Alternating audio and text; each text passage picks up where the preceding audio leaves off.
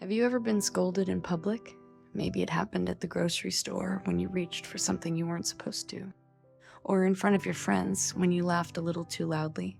Maybe it was for something small, spilling a drink, forgetting your manners, or simply asking too many questions. And suddenly all eyes were on you. You felt small, embarrassed, like you had done something terribly wrong. But instead of comfort, you were met with a harsh tone, a parent's angry gaze telling you that you should have known better.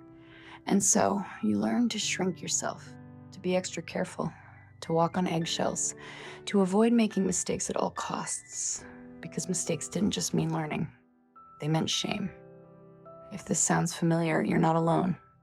Many children who were scolded or humiliated in public carry that experience with them into adulthood. It's not just about that one moment of being yelled at.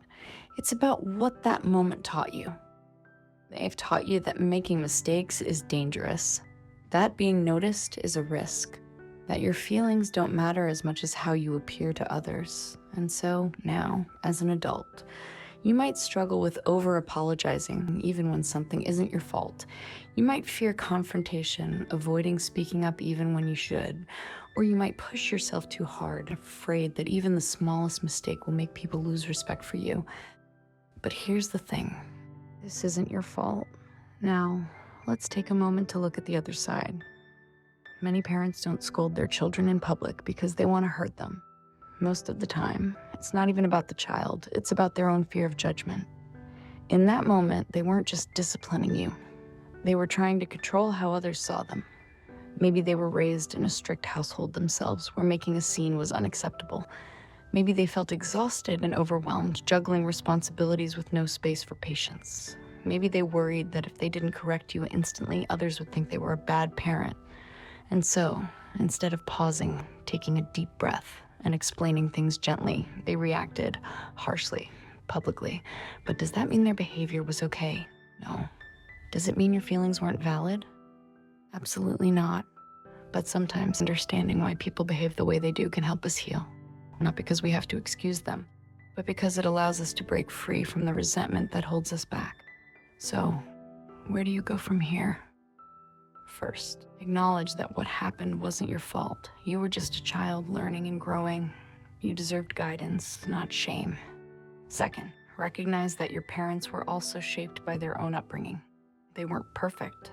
They had their own fears, their own wounds, ones they may not have even realized they were passing down. And third, decide what healing looks like for you. Maybe it means forgiving, even if they never apologize. Maybe it means setting boundaries so that history doesn't repeat itself. Or maybe it just means giving yourself permission to take up space again, to make mistakes, to be seen, to be heard. You don't have to carry their pain as your own. You deserved kindness then. You deserve it now. If this resonated with you, know that you're not alone.